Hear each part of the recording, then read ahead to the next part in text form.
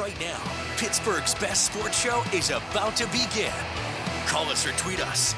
We've got things to talk about on the Ireland Contracting Nightly Sports Call, powered by FanDuel Sportsbook.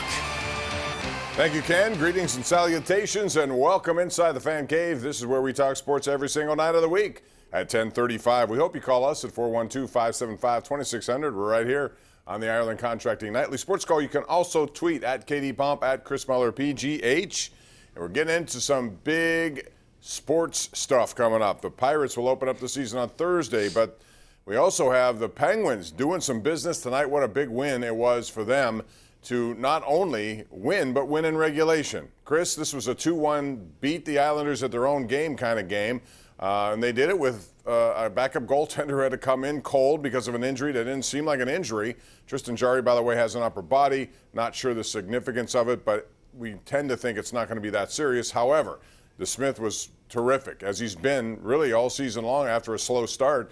And that's how you get a win against a team that is kind of stingy at how they play. But, boy, they're 2 points out of first, and they're opening up some space between them and Boston. There are two things in March that have really been helpful to the Penguins, and they kind of got both of them started at the very beginning of the month. They've gone in one direction, getting 25 out of a possible 32 points, going 12-3-1.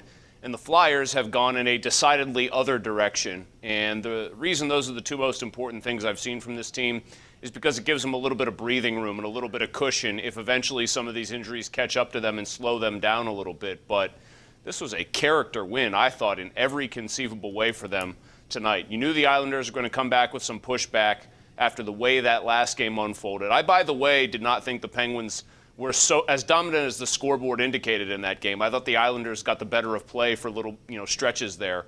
But to get up 2-0 and play really well and tilt the ice in your favor and then have your starting goalie depart, have to bring in DeSmith cold, and have the Islanders for significant stretches of the last 40 minutes tilt the ice back in their direction and be controlling play and still walk out with 2 points and no overtime.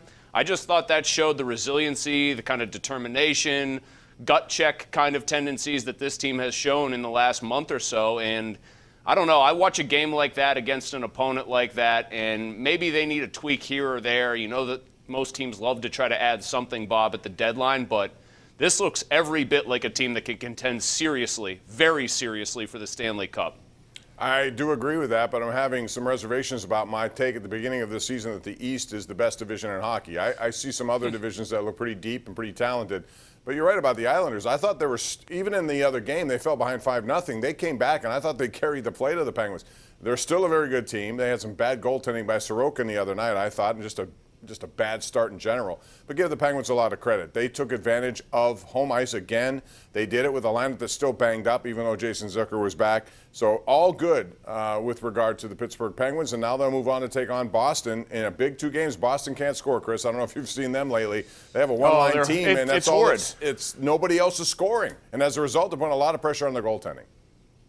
Yeah, that's another thing that's good development. Although these are good developments, like Boston not being able to score especially, it's a good development for right now. You hope that continues if you're a Penguins fan, that they continue to have these doldrums. But they're going to be a formidable team in the postseason. So will the Islanders. I think so will the Capitals. I think those are your 4 playoff teams. And I think that's a meat grinder, honestly. I think the Penguins could lose to or beat any one of them. I like their chances. And one of the reasons, though, that I do like them and I do think they're a serious cup contender, I think they probably have the best coach going at this point in the division and maybe the NHL. I'm in awe as a guy that I think after that 2019 humiliation against the Islanders in the playoffs, I think I said something on Twitter, you could probably go find this, that Mike Sullivan would not be the Penguins coach by the following Christmas. How foolish that looks. I mean, he has clearly won over the franchise at every level. These guys buy in. The challenge is going to be for him what it always is for a Penguins coach who's got some injuries that he's surmounted, and that's get the team to continue playing this style of hockey if and when they get fully healthy. But he's phenomenal and has just done a marvelous job this year, probably his best job that I've seen considering the circumstances since 2016 or 2017.